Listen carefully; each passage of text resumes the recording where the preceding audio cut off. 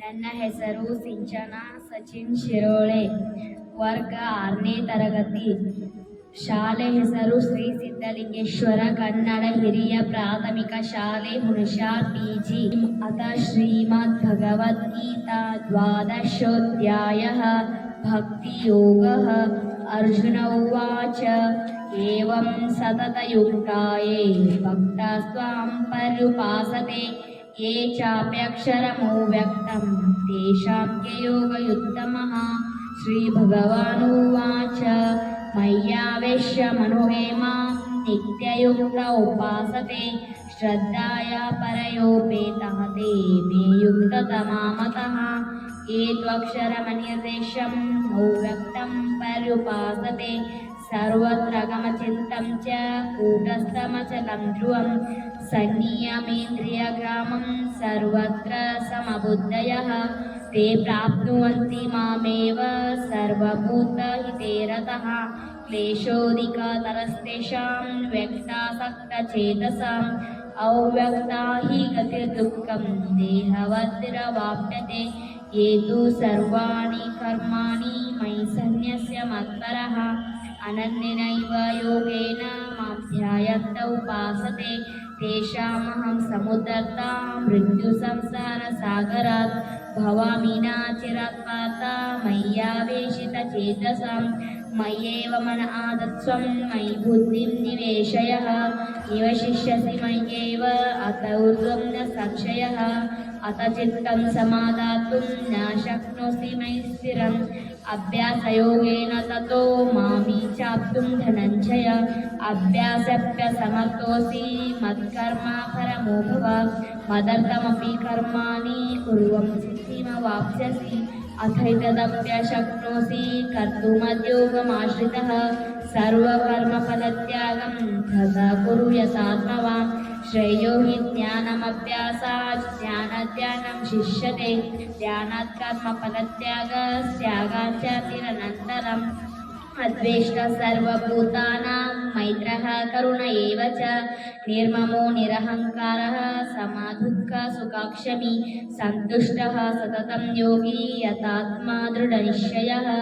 मय्यर्पितमनोबुद्धिर्यो मद्भक्तः स मे प्रियः.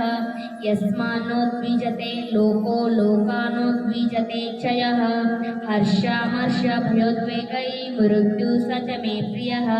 अनपेक्षः सुचिर्दक्षो उदासीनो गतव्यतः सर्वारम्भपरित्यागी यो मद्भक्तः स मे प्रियः.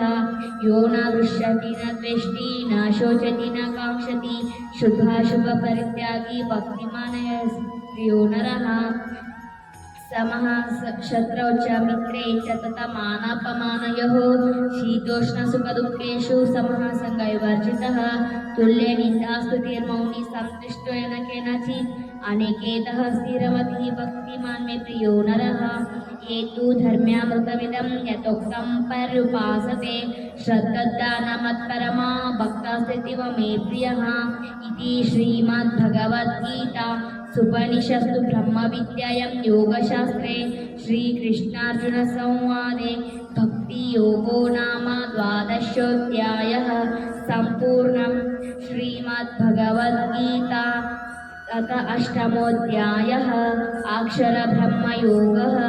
अर्जुन उवाच किं तद्ब्रह्म किमध्यात्मं किं कर्म पुरुषोत्तम अधिभूतं च किं प्रोक्तमधिदैवं किमुच्यते अधियज्ञः कथं कोत्र देहेऽस्मिन् मधुसूदन प्रयाणकाले च कथं ज्ञेयोऽसि नियतात्मभिः. श्रीभगवानुवाच अक्षरं ब्रह्म परमं स्वभावोऽध्यात्ममुच्यते भूतभावोद्भवकरो विसर्गकर्म संस्थितः अधिभूतं क्षरो भावः पुरुषश्चादिदैवतम् अधियज्ञोऽहमेवात्र देहे देहभृताम्बर अन्तकाले च मामेव स्मरन्मुक्त्वा कलेवरम्. यः प्रयाति स मद्भावं याति नक्षत्रसंशयः. यं यं क्वापि स्मरन् भावं त्यजत्यन्ते कलेवरं तं तमेव इति कौन्तेय सदा तद्भावभावितः.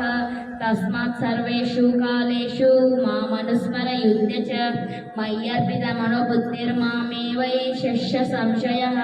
अभ्यासयोगयुक्तेन चेतसनान्यगामिना परमं पुरुषं दिव्यं याति पार्थानो चिन्तयन् कवि पुराणमनुशासितार मनोरनि हंसमनुस्मरेत्यः सर्वस्य दातारमचिन्त्यरूपम् आदित्यवर्णं तमसः परसात् प्रयाणकाले मनसाचलेन भक्त्या युक्तो योगबलेन चैव भ्रूर्मध्ये प्राणमावेश्य सम्यक् सतं परं पुरुषमुपैति दिव्यं यदक्षरं वेदविदो वदति विशन्ति यद्यतयो वितरागः यदि च ब्रह्मचर्यं चरति सत्यपदं संग्रहेण प्रवक्षे सर्वद्वाराणि संयम्य मनोवृत्ति निरुद्य च मृज्ञादायत्मनः प्राणमासुकयोगधारणम् ओमित्येकाक्षरं ब्रह्म व्याहरन् मनुस्मरन् यः प्रयाति त्यजन् देहं स याति परमां गतिम् अनन्ये चेतः सुकृतं यो मां स्मरति नित्यशः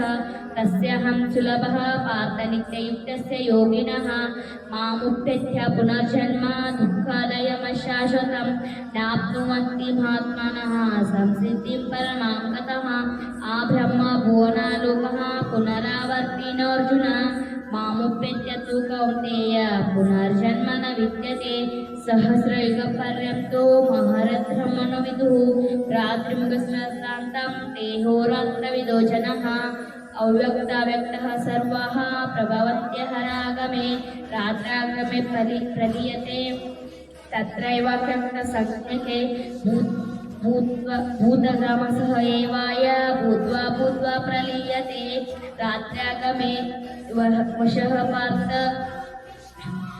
प्रभवत्यः रागमे परस्तस्मात्तु भावोऽन्यो व्यक्तो व्यक्तात् सनातनः यः सर्वेषु भूतेषु नशस्तु न विनश्यते।